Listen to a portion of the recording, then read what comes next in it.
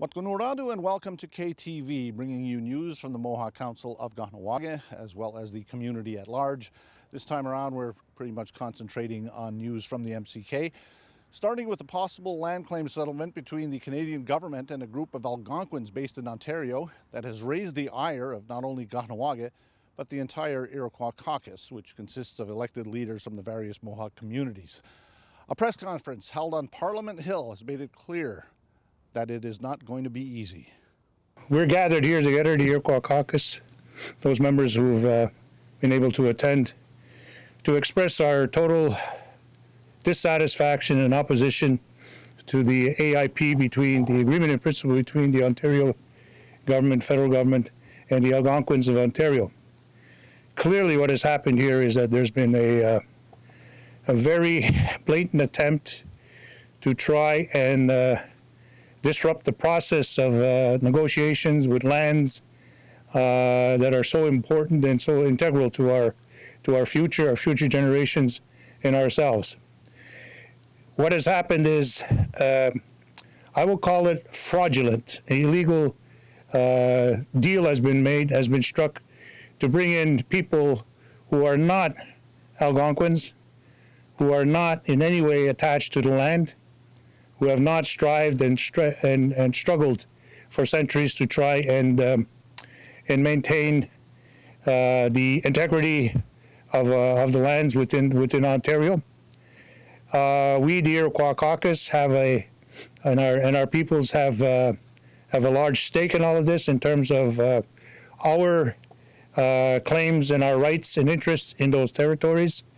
There are lands that we have continuously occupied and participated in over the centuries, which has totally been ignored by the Ontario government and the provincial government of Ontario. And we've more or less been pushed aside for people who have no right to any of this territory. We have overlapping interests and rights with them, okay? So that the issue of overlaps has not been addressed or discussed by anyone, even though we raised it with the provincial crown, with the federal crown, and with the Algonquin negotiating team. We have concerns, of course, with the surrender and extinguishment policy of the federal government is still very active and alive and being used in these negotiations. So they will surrender lands and they will extinguish rights.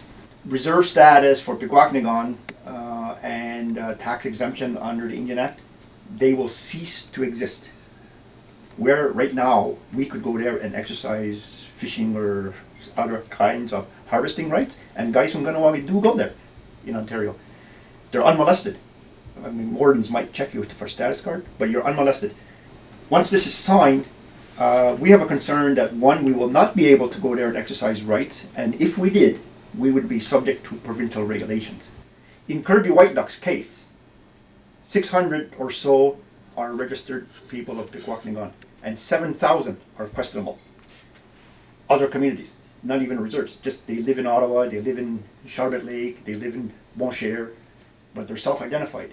So I think Kirby's kind of stuck. 7,000 people will vote yes on this because they will acquire rights and certain other things, property and stuff like that, funding, by voting yes on this.